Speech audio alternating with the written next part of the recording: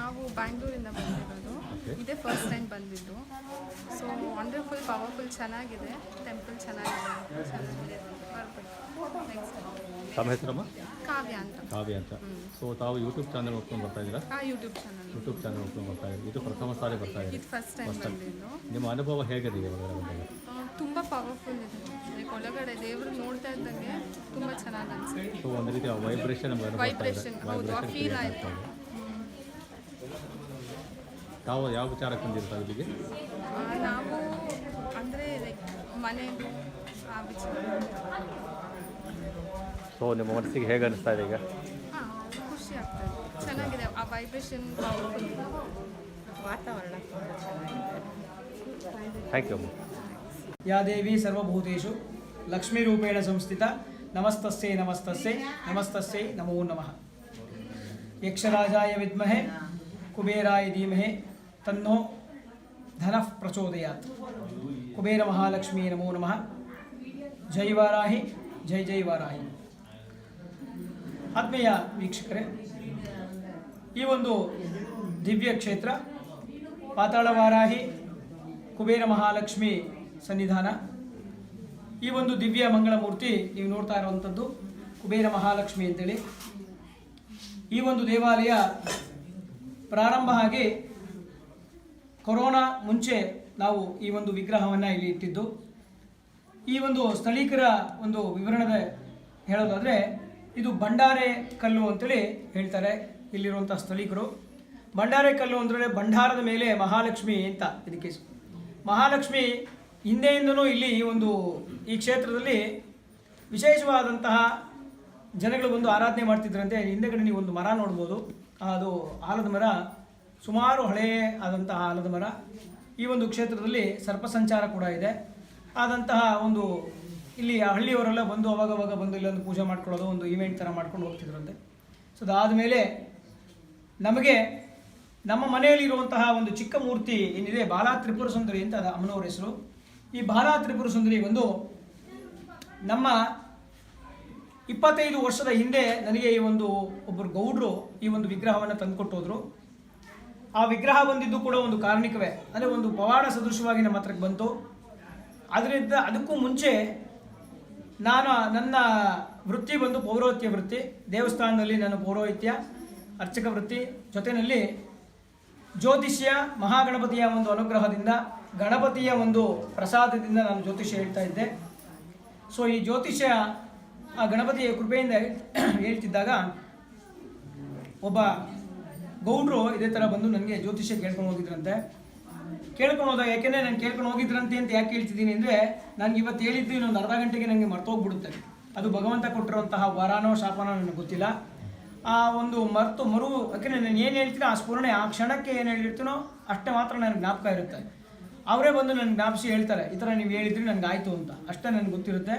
ಅವರು ಬಂದು ಒಂದು ಸತಿ ಏನಾಯಿತು, ಜ್ಯೋತಿಷ್ಯಕ್ಕೆ ಕೇಳಕ್ಕೆ ಬಂದಿದ್ದಾರೆ. ಅವರಿಗೆ ನಾನು ಒಂದು ವೆಹಿಕಲ್ ತೊಗೊಳ್ಳೋ ವಿಚಾರದಲ್ಲಿ ಅವರು ಕೇಳಿದ್ರಂತೆ, ನನ್ನನ್ನು ತೊಗೋತಿಯಪ್ಪ ನಿನಗೆ 2000 ಇಸ್ವಿನಲ್ಲಿ ಇದಾಗಿರೋ ಘಟನೆಗಳು.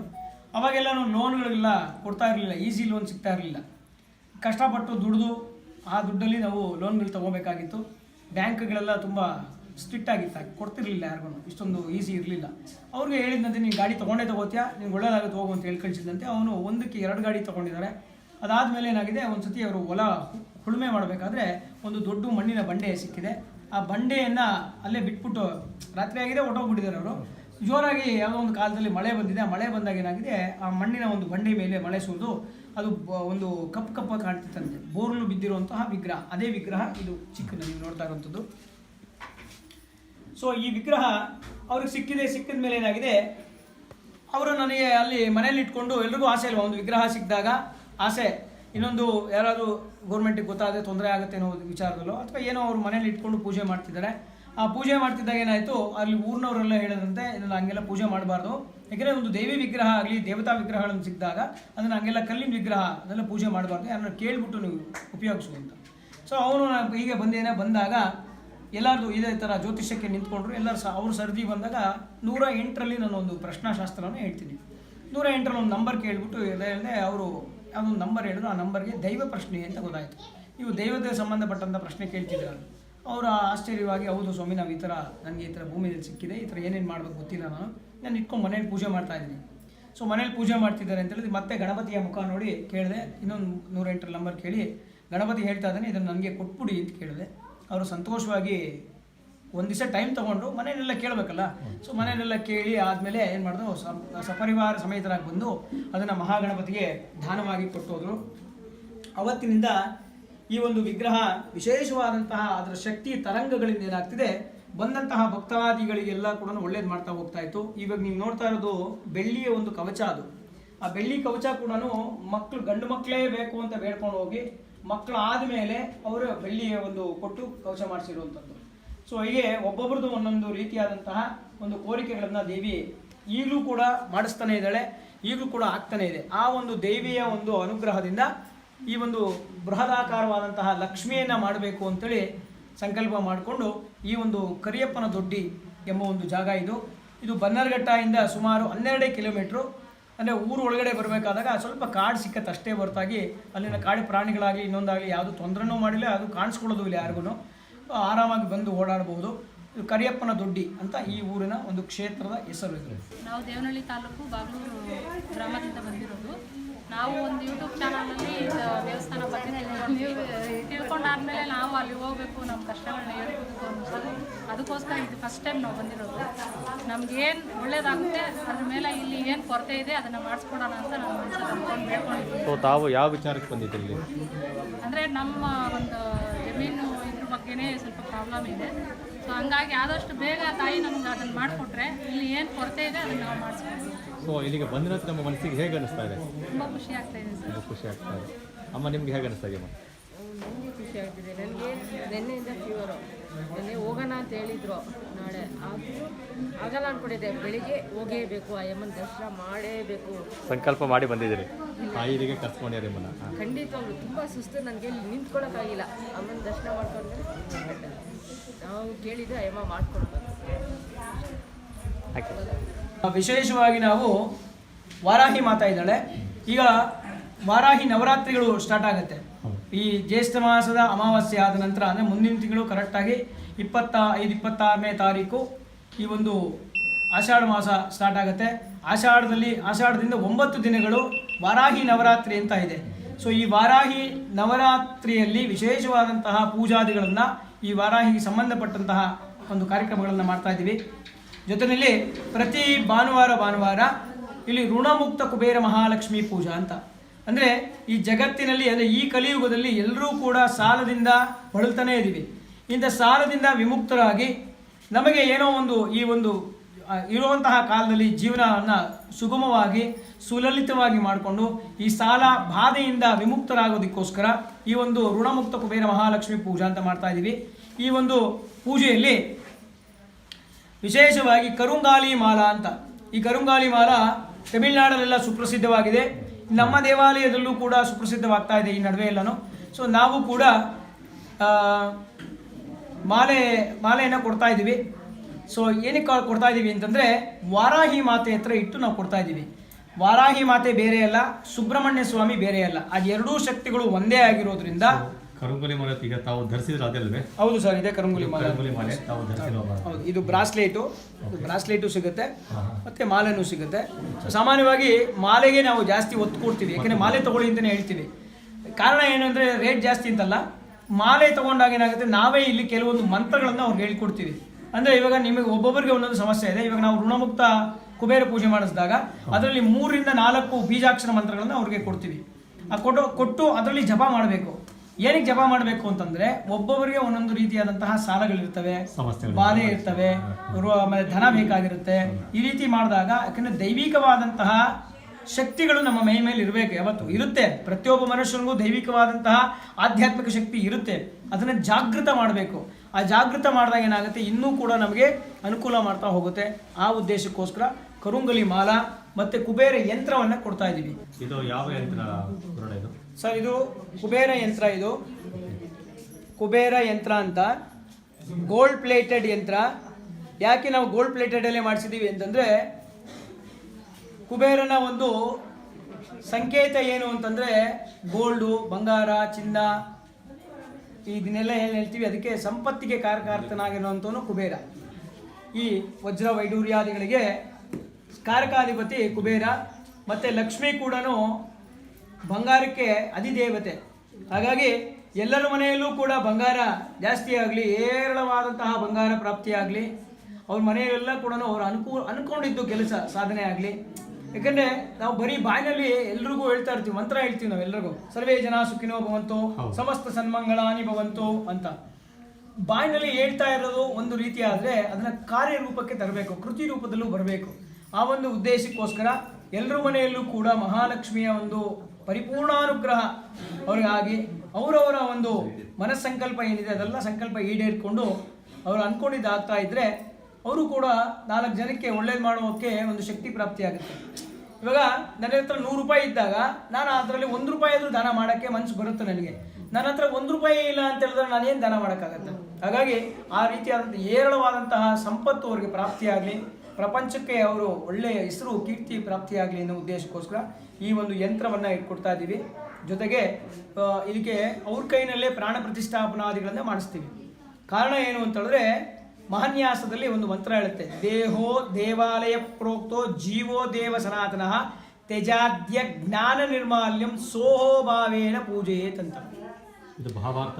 ಸೋಹೋಭಾವ ಅಂದರೆ ಅರ್ಥ ಏನು? ನಾನು ಬೇರೆ ಇಲ್ಲ, ನೀವು ಬೇರೆ ಇಲ್ಲ, ಆತ್ಮ ಬೇರೆ ಇಲ್ಲ, ಪರಮಾತ್ಮ ಬೇರೆ ಇಲ್ಲ, ನಾನೂ ಸನಾತನ, ನೀನೂ ಸನಾತನ, ನಾನು ಹಿಂದೆಯಿಂದನೂ ಇದ್ದೀನಿ, ನೀನು ಹಿಂದೆಯಿಂದನೂ ಇದೆಯಾ. ಆದರೆ ನೀನು ಪರಮಾತ್ಮನಾಗಿದ್ದೀಯಾ. ಹ್ಯಾಂಗೆ ಪರಮಾತ್ಮ ಆಗಿದೆಯಾ? ಕೆಲವೊಂದು ತ್ಯಾಗ ಮಾಡಿದಾಗ, ಕೆಲವೊಂದು ಶಕ್ತಿಗಳನ್ನು ಸಂಪಾದನೆ ಮಾಡಿಕೊಂಡಾಗ ಅವನು ಪರಮಾತ್ಮನಾಗಿದ್ದಾನೆ. ನಾವು ಯಾವುದೇ ಸಂಪಾದನೆಯಲ್ಲಿ ಈ ಪ್ರಪಂಚದ ಜಂಜಾಟದಲ್ಲಿ ಬಿದ್ದು, ಈ ಸಂಸಾರದಲ್ಲಿ ಒಂದು ಕೂಪದಲ್ಲಿ ಬಿದ್ದು ನಾವು ಹೊರಳಾಡ್ತಾ ಇದ್ದೀವಿ. ಅದಕ್ಕೋಸ್ಕರ ನಾನು ಇನ್ನೂ ಮನುಷ್ಯನಾಗಿ ಹುಟ್ಟುತ್ತಾ ಇದ್ದೀನಿ, ಮನುಷ್ಯನಾಗಿ ಬೆಳೀತಾ ಇದ್ದೀನಿ, ಮನುಷ್ಯನಾಗೆ ಸಾಯ್ತಾ ಇದ್ದೀನಿ. ಹಾಗೆ ಶಂಕರಾಚಾರ್ಯರು ಹೇಳ್ದಂಗೆ ಪುನರಪಿ ಜನನಂ ಪುನರಪಿ ಮರಣಂ ಪುನರೇ ಮಾತೆ ಜಠರೇ ಶಯನಂ ಅಂತ. ಹಾಗೆ ಬದುಕ್ತಾ ಇದ್ದೀನಿ, ಸಾಯ್ತಾ ಇದ್ದೀನಿ, ಬದುಕ್ತಾ ಇದ್ದೀನಿ, ಸಾಯ್ತಾ ಇದ್ದೀನಿ. ಇದರಿಂದ ವಿಮುಕ್ತರಾಗಬೇಕು. ಜೊತೆಯಲ್ಲಿ ನಾನು ಬೇರೆ ಇಲ್ಲ, ಭಗವಂತ ಬೇರೆ ಇಲ್ಲ. ಅದಕ್ಕೋಸ್ಕರನೇ ನೀವು ಅಗೋರಿಗಳನ್ನ ನೋಡಿರ್ತೀರ, ಅವರು ಈಶ್ವರನ ಥರನೇ ಜಟ ಬಿಡ್ತಾರೆ, ಈಶ್ವರನ ಥರನೇ ರುಂಡಮಾಲೆ ಹಾಕೊಂಡಿರ್ತಾರೆ, ಭಸ್ಮಗಳನ್ನ ಧಾರಣೆ ಮಾಡ್ತಾರೆ, ಬಟ್ಟೆ ಹಾಕೊಳ್ಳದೆ ದಿಗಂಬರರಾಗಿ ಓಡಾಡ್ತಿರ್ತಾರೆ. ಆ ದಿಗಂಬರರಾಗಿ ಓಡಾಡು ಅದೆಲ್ಲ ಕೂಡ ಶಿವನ ಒಂದು ಸ್ವರೂಪ. ಶಿವ ಹೇಗಿದ್ದನೋ ನಾನು ಹಾಗೆ ಅಂತ. ಅದಕ್ಕೆ ಸೋಹೋಭಾವ ಅಂತ ಅರ್ಥ. ಈ ಸೋಹಭಾವ ಈ ಮತ್ತು ದೇಹದಲ್ಲಿರುವಂತಹ ದೇವಾಲಯ, ದೇಹೋ ದೇವಾಲಯ ಪ್ರೋಕ್ತೋ. ಅದಕ್ಕೆ ಬಸವಣ್ಣನವರು ಅವತ್ತೇ ಹೇಳಿದ್ರು, ನನ್ನ ದೇಹವೇ ದೇವಾಲಯವಯ್ಯ, ನನ್ನ ತಲೆಯೇ ಕಳಶವಯ್ಯ, ಚಿನ್ನದ ಕಳಶವಯ್ಯ ಅಂತ. ಹಾಗೆ ಆ ಒಂದು ರೀತಿಯಲ್ಲಿ ನಮ್ಮ ಒಂದು ಪೂಜೆಯನ್ನು ಅವ್ರ ಕೈನಲ್ಲೇ ಪ್ರಾಣ ಪ್ರತಿಷ್ಠಾಪನಾದಿಗಳನ್ನು ಮಾಡಿಸಿ, ಅದಕ್ಕೆ ಜೀವ ಚೈತನ್ಯವನ್ನು ಕೊಡಿಸಿ, ಮಾಲೆಗೂ ಕೂಡ, ಯಾಕಂದರೆ ಮಾಲೆ ಹಾಕೊಂಡಿದ ತಕ್ಷಣ ಅದು ಕೆಲಸ ಮಾಡೋದಿಲ್ಲ, ಅದೊಂದು ಮರ. ಸೊ ಮರದಲ್ಲಿ ಮಾಡಿರುವಂಥ ಒಂದು ಬೀಡ್ಸು ಮಾಮೂಲಿ, ನೀವು ತಗೊಂಬಂದ್ರು ಮರನೇ, ನಾನು ತಗೊಂಬಂದ್ರು ಮರನೇ, ಯಾರು ಹಾಕೊಂಡ್ರು ಅದು ಮರನೇ. ಆದರೆ ಅದಕ್ಕೆ ಪ್ರತ್ಯೇಕವಾಗಿ ಪ್ರಾಣ ಪ್ರತಿಷ್ಠಾಪನೆ ಮಾಡಿ ಅದಕ್ಕೊಂದು ಎನರ್ಜಿಯನ್ನು ಕೊಟ್ಟು ದೈವಿಕವಾದಂತಹ ಶಕ್ತಿಯನ್ನು ತುಂಬಿದಾಗ ಅದು ಕೆಲಸ ಮಾಡೋಕ್ಕೆ ಸ್ಟಾರ್ಟ್ ಆಗುತ್ತೆ. ಇವಾಗ ಇದು ಅಷ್ಟೇ, ಇದೊಂದು ಬರೀ ಗೋಲ್ಡ್ ಪ್ಲೇಟ್ ಅಷ್ಟೇ, ಇದಕ್ಕೇನು ಶಕ್ತಿ ಇಲ್ಲ. ಸೊ ನೀವು ಅಂಗಡಿನಲ್ಲಿ ತಗೊಂಬಂದ್ರೆ ಎರಡೂ ಒಂದೇ. ಇವಾಗ ನಾನು ಕೊಟ್ಟರೆ ತಗೊಂಡು ಹಂಗೆ ಕೊಟ್ಬಿಟ್ರು ಕೂಡ ಅಂಗಡಿ ತಂದು ಎಲ್ಲ ಒಂದೇ ಆಗಿರುತ್ತೆ. ಆದರೆ ಇದಕ್ಕೆ ಜೀವ ಚೈತನ್ಯ ಕೊಡಬೇಕು. ಅಂದರೆ ಎಕ್ಸಾಂಪಲ್ ನಿಮ್ಗೆ ಹೇಳಬೇಕು ಅಂತಂದರೆ, ನಮ್ಮ ಮನೆಯಲ್ಲಿ ವೈರಿಂಗ್ ಇದೆ, ಬಲ್ಬ್ ಹಾಕಿದ್ದೀನಿ, ಸ್ವಿಚ್ ಹಾಕಿದ್ದೀನಿ, ಸ್ವಿಚ್ ಎಲ್ಲ ಇದೆ, ಎಲ್ಲ ಇದೆ, ಸ್ವಿಚ್ಚು ಹಾಕಿದ್ದೀನಿ, ಆದರೆ ಕರೆಂಟೇ ಇಲ್ಲ ಅಂದರೆ ಅದು ಹೆಂಗೆ ವರ್ಕ್ ಆಗುತ್ತೆ? ಅಲ್ಲ, ಕರೆಂಟ್ ಇಲ್ಲ ಅಂದರೆ ಲೈಟ್ ಬರೋದೇ ಇಲ್ವಲ್ಲ, ಸೊ ಉಪಯೋಗನೇ ಇಲ್ಲ. ಅದೇ ರೀತಿಯಲ್ಲೇ ಇದು ಕೂಡ ಎಲ್ಲ ರೆಡಿ ಇದೆ, ರೆಡಿಮೇಡು, ಆದರೆ ಅದಕ್ಕೆ ಕರೆಂಟ್ ಇಲ್ಲ. ಈ ಕರೆಂಟನ್ನು ತುಂಬಿಸೋದು ಯಾರು? ನಾವು ತುಂಬಿಸ್ಬೇಕು. ಎಲ್ಲಿದೆ ಕರೆಂಟು? ನಮ್ಮ ದೇಹದಲ್ಲಿದೆ. ಅದಕ್ಕೆ ದೇಹೋ ದೇವಾಲಯ ಪ್ರೋಕ್ತೋ. ದೇಹದಲ್ಲಿರುವಂತಹ ದೇವತೆಗಳಿದೆ. ಅಕ್ಷಿ ದೇವತೆ, ಕಿವಿನಲ್ಲಿ ಒಬ್ಬ ದೇವತೆಗಳು, ಮೂಗಿಗೆ ಒಬ್ಬ ದೇವತೆ. ಈ ದೇವತೆಗಳನ್ನೆಲ್ಲ ಕೂಡ ಈ ಯಂತ್ರಕ್ಕೆ ಪ್ರತಿಷ್ಠಾಪನೆ ಮಾಡಿದಾಗ ಅದಕ್ಕೆ ಚೈತನ್ಯ ಬರುತ್ತೆ. ಆ ಚೈತನ್ಯ ಬಂದು ಅದನ್ನು ಇಟ್ಟು ಉತ್ತರ ದಿಕ್ಕಿಗೆ ಇಟ್ಟು ಪೂಜೆ ಮಾಡಿದಾಗ ನಮ್ಮ ಮನಸ್ಸಂಕಲ್ಪ ಸಿದ್ಧಿ ಆಗುತ್ತೆ. ನಾನು ಕೆಲವು ಹೇಳ್ತೇನೆ, ನಮ್ಮ ದೇವರು ಮಾತಾಡುತ್ತೆ ನನ್ನ ಹತ್ರ ಅಂತ ಹೇಳ್ತಾ ಇರ್ತೀನಿ. ಸೊ ಎಲ್ಲ ವಿಡಿಯೋದಲ್ಲೂ ಹೇಳಿದ್ದೀನಿ, ದೇವರು ನಾನು ಮಾತಾಡುತ್ತೆ, ದೇವರು ನನ್ನ ಹತ್ರ ಮಾತಾಡುತ್ತೆ ಅಂತ. ಅಂದರೆ ನಾವು ನೀವು ಮಾತಾಡ್ದಂಗೆ ಮಾತಾಡೋಕ್ಕೆ ಸಾಧ್ಯನಾ? ಅದು ಯಾರು ನಂಬಕ್ಕೆ ಸಾಧ್ಯನೂ ಇಲ್ಲ, ನಂಬೋದು ಇಲ್ಲ ಜನ ಅಲ್ವಾ? ಸೊ ನಂಬೋದು ಬೇಡ. ಹೇಗೆ ಮಾತಾಡುತ್ತೆ ಅಂತಂದರೆ ಅದಕ್ಕೆ ಮೂರ್ತಿ ನ್ಯಾಸಗಳು ಅಂತ, ಅಂದರೆ ಒಂದೊಂದು ಅಂಗಗಳಿಗೂ ಕೂಡ ಒಂದೊಂದು ದೇವತೆಗಳನ್ನ ನ್ಯಾಸ ಮಾಡಿರ್ತೀವಿ. ನ್ಯಾಸ ಅಂದರೆ ಅದನ್ನು ಕರ್ಕೊಂಡ್ಬಂದು ಆ ಮಂತ್ರಗಳನ್ನ ಹೇಳಿ ಆ ದೇವತೆಗಳನ್ನ ಅಲ್ಲಿ ಸ್ಥಾಪನೆ ಮಾಡಿರ್ತೀವಿ. ಸ್ಥಾಪನೆ ಮಾಡಿದಾಗ ಅಲ್ಲಿ ಕೂಡ ನಮಗೆ ಮನಸ್ಸಿಗೆ, ಆ ದೇವಿ ಮನಸ್ಸಿಗೆ ಕನೆಕ್ಟ್ ಆಗುವಂಥ ಕೆಲವು ಮಂತ್ರಗಳನ್ನು ಸಂಪುಟೀಕರಣ ಮಾಡಿರ್ತೀವಿ.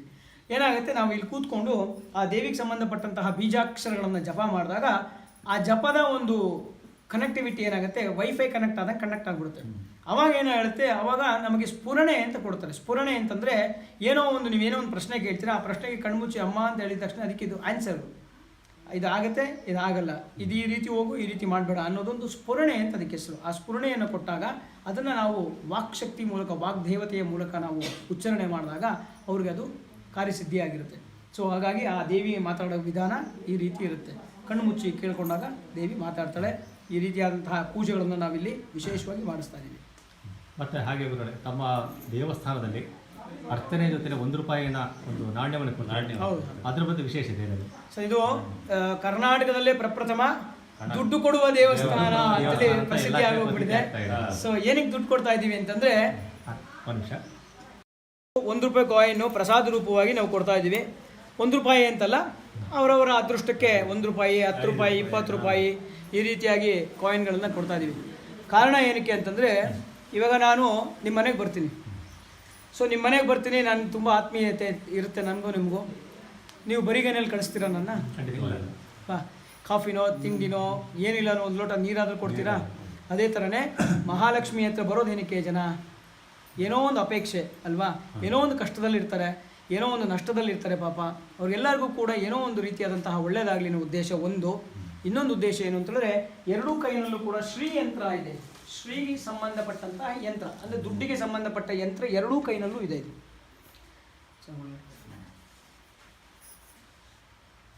ಅದನ್ನು ಶ್ರೀ ಯಂತ್ರ ಅಂತ ಕರಿತೀವಿ. ಅಂದರೆ ಶ್ರೀ ಯಂತ್ರನೇ ದುಡ್ಡು ಅಂತ. ಆ ದುಡ್ಡಿಗೆ ಸಂಬಂಧಪಟ್ಟ ಯಂತ್ರವನ್ನು ಎರಡೂ ಕೈನಲ್ಲೂ ಇದೆ.